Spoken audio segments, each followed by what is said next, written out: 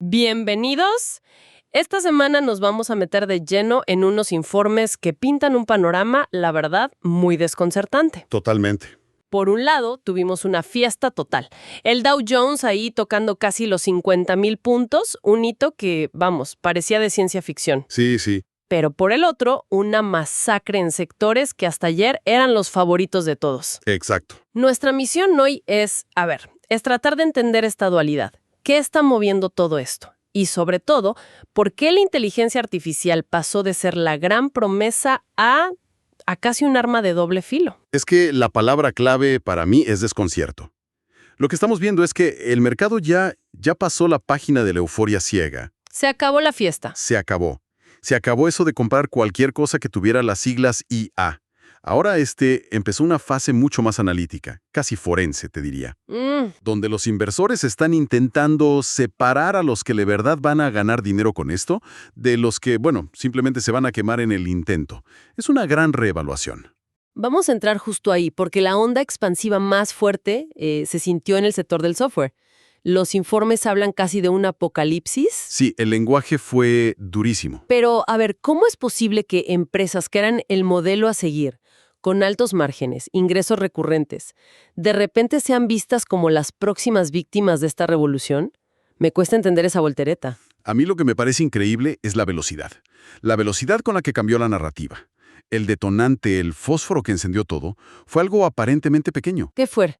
La empresa Anthropic lanzó una nueva herramienta de ayuda jurídica. Y la reacción del mercado fue, brutal. Una oleada de ventas masivas en todo el sector del software. La lógica fue, un momento, si una IA ya puede hacer esto... Claro. ¿Cuántos otros modelos de negocio de software están en la línea de fuego? Y de ahí las caídas que vimos, que no fueron para nada menores. AppLovin, un 14% abajo. Wolters Kluwer, que es un gigante, más de un 14%. Los llaman víctimas directas de la purga. Durísimo, pero es que refleja el sentimiento.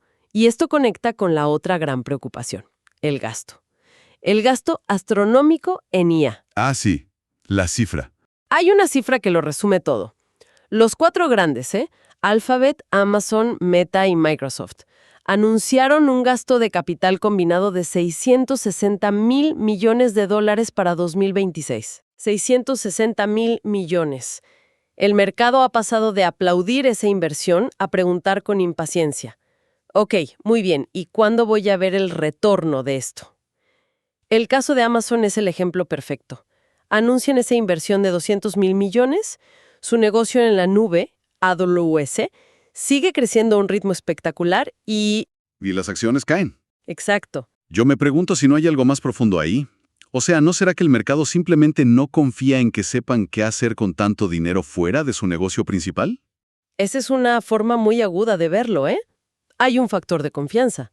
Nadie duda de su capacidad para construir centros de datos. Claro. La duda es si pueden crear el próximo gran negocio con esa infraestructura. Y mientras esa duda exista, cada dólar invertido se ve más como un costo hoy que como una promesa de futuro. Y mientras, los que venden los picos y las palas.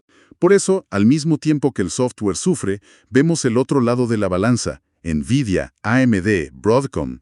Sus acciones subieron con fuerza. El mercado está apostando por la infraestructura física. Entendido. Entonces, a ver si lo sigo bien. El mercado está trazando una línea muy clara. Por un lado, los que construyen las herramientas de la IA, y por otro, los que podrían ser reemplazados por ella. Exacto. Pero, ¿no es una visión un poco simple a largo plazo? Eventualmente los que construyen los picos, como Nvidia, también querrán vender sus propias aplicaciones, ¿no? Esa es la pregunta del billón de dólares, y es justo el debate que está empezando ahora. Por ahora, la distinción es clara. Habilitadores versus usuarios amenazados. Ok. Pero tienes toda la razón, la convergencia es inevitable. Lo que vemos ahora es el primer acto de una obra muy larga, una fase de análisis selectivo y, francamente, despiadado. Esa es la palabra, despiadado. Y esa sensación de incertidumbre parece que se está contagiando a toda la economía, ¿verdad? Porque los datos macro de Estados Unidos de esta semana también dejaron más preguntas que respuestas. Totalmente. Hubo un detalle casi cómico con el cierre de la administración que retrasó informes, pero los datos que sí llegaron son para analizarlos con lupa. ¿Qué vimos? Las vacantes de empleo cayeron a su nivel más bajo desde 2020. Las solicitudes de desempleo subieron a 231,000. Son señales de que el mercado laboral se está enfriando. Pero el dato que de verdad enciende las alarmas es el del informe de Challenger Gray Christmas. 108,000 despidos previstos para enero. Sí, es la cifra más alta para un enero desde 2009. O sea, desde la crisis financiera. Eso ya no es enfriamiento. No, eso suena a una grieta en el hielo. Y esto es importante porque le da la razón a Christopher Waller, de la Reserva Federal. ¿El que votó en contra? El único que votó en contra de mantener los tipos precisamente por su temor a un deterioro sustancial del mercado de trabajo. Esto nos demuestra que dentro de la Fed no hay un consenso monolítico, hay un debate interno muy vivo. Y por si fuera poco, se anuncia el nombramiento de Kevin Warsh para dirigir la Fed. Y según los informes, el mercado no sabe si es un halcón o una paloma. Esa incertidumbre es un factor de volatilidad en sí mismo. Y si cruzamos el Atlántico, la situación no es muy diferente. ¿Qué pasó en Europa? Tanto el Banco Central Europeo como el de Inglaterra mantuvieron los tipos. Pero la clave está en los detalles. La votación en el Banco de Inglaterra fue de 5 contra 4. 5-4. Casi un empate. Un empate técnico. El consenso se está rompiendo, y la mayoría de los economistas ya apuestan por una bajada de tipos tan pronto como en marzo. O sea que el debate interno de la Fed se replica en Londres. ¿Y el BCE? El BCE parece más cohesionado en su mensaje de paciencia, pero tienen otro frente abierto, el tipo de cambio, el euro. El euro se ha fortalecido hasta tocar el 1,20 contra el dólar. Y para una economía que depende tanto de las exportaciones como la europea, un euro fuerte es un dolor de cabeza. Tiene sentido.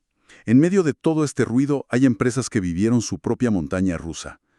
Propongo que nos detengamos en un par de historias, una de éxito y otra de fracaso, que me parecieron muy reveladoras. Adelante. Por el lado bueno, Pandora, la de las joyas, subió casi un 12%.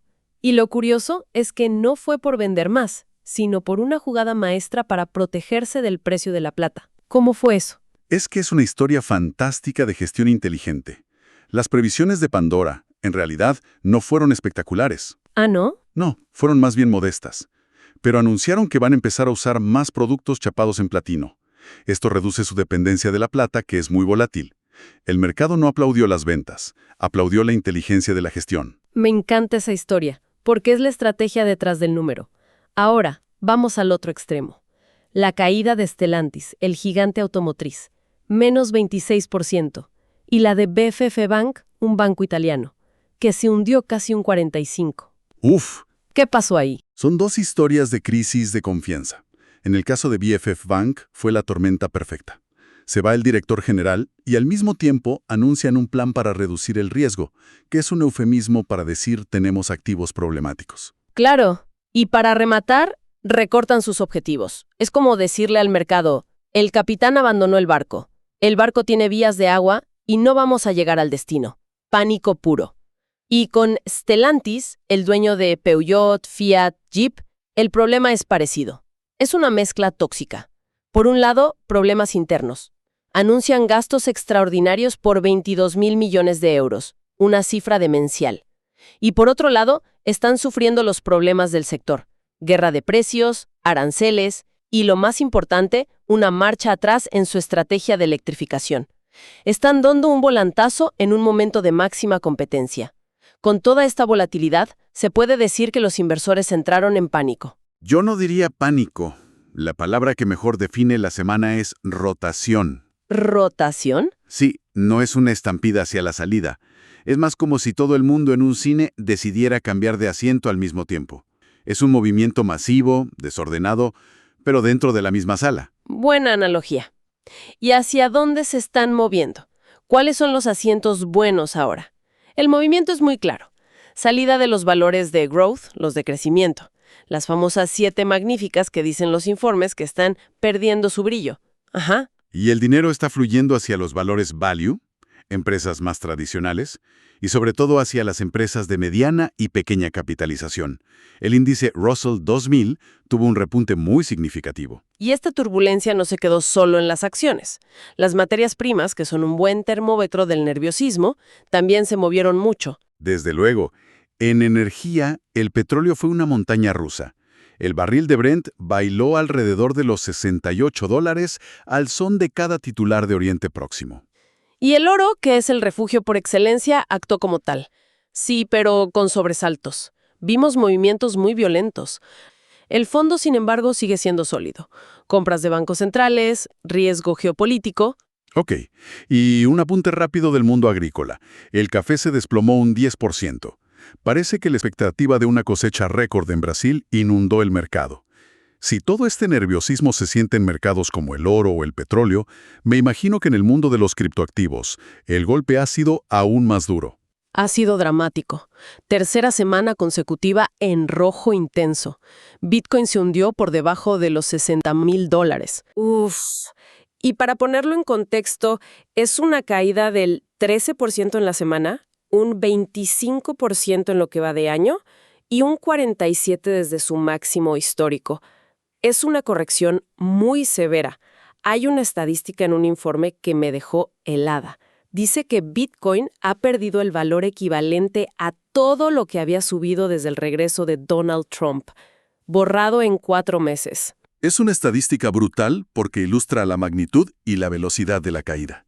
Y lo más importante es entender la causa. No es un fallo técnico de la red. No. La causa es pura aversión al riesgo. Cuando los inversores tienen miedo, lo primero que venden son los activos más especulativos, y las cripto están en lo más alto de esa lista. Son el canario en la mina. Exacto. Vimos salidas netas de $1,200 millones de los ETF de Bitcoin, y otras como Ether y Solana sufrieron caídas igual de fuertes. Bien, ha sido una semana de auténtico torbellino. Si tuviéramos que resumirla, creo que la primera idea clara es que la volatilidad ha vuelto para quedarse. Absolutamente. La segunda, y quizás la más importante, es este cambio fundamental en la percepción de la IA. El mercado ha pasado de la fase de creer a la fase de ver. Ahora exige pruebas, exige rentabilidad. Y como consecuencia, hemos visto cómo las ondas sísmicas de ese cambio se han extendido por todas partes, golpeando al software y arrastrando a otros activos de riesgo como las cripto. Y la semana que viene no parece que vaya a darnos un respiro. La temporada de resultados continúa a toda máquina. Kering, AstraZeneca, Coca-Cola, Siemens, nombres muy grandes. Y además, tendremos los datos macro que se retrasaron en Estados Unidos, como el informe de empleo y la inflación en China.